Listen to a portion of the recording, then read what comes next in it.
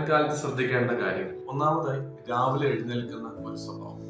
അതും രാവിലത്തെ cooling effect, pranayama, meditation എന്നീ തലങ്ങളിലൂടെ ശാരീരിക മാനസിക തലങ്ങളിൽ നല്ലൊരു അനുഭവം നൽകുന്നതാണ്. രണ്ടാമതായി സ്റ്റേ ഹൈഡ്രേറ്റഡ്.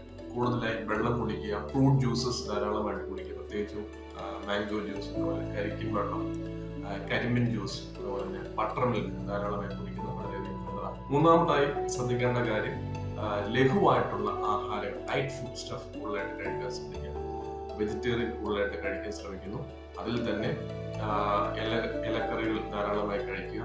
അതുപോലെ തന്നെ ജിഞ്ചർ, സോൾട്ട് കൂടിയ ആഹാരങ്ങൾ കൂടുതലായിട്ട് കഴിക്കാൻ ശ്രമിക്കുന്നത് നല്ലതാണ്. അതുപോലെ തന്നെ മൽക്കഞ്ഞി, പാൽക്കഞ്ഞി എന്നിവ അല്പം നെയ്യ് ചേർത്ത് കഴിക്കുന്നത് വളരെയധികം നല്ലതാണ്. നമസ്കാരം, ഞാൻ ഡോക്ടർ പ്രിയ. വേനൽക്കാലം വന്നെത്തിയിരിക്കുകയാണ്. അതിശക്തമായ ചൂട് മൂലം പലതരത്തിലുള്ള ചർമ്മരോഗങ്ങൾ, ദഹന സംബന്ധമായ രോഗങ്ങൾ, അമിതമായ ക്ഷീണം, തലവേദന എന്നിങ്ങനെ പലതരത്തിലുള്ള ബുദ്ധിമുട്ടുകൾ വേനൽക്കാലത്ത് കൂടുതലായും കണ്ടുവരുന്നു. ശരീരത്തിലെ ജലാംശം കുറയുന്നതാണ് ഇതിന് പ്രധാന കാരണം. അതിനാൽ ധാരാളം വെള്ളം കുടിക്കുവാൻ പ്രത്യേകം ശ്രദ്ധിക്കുക.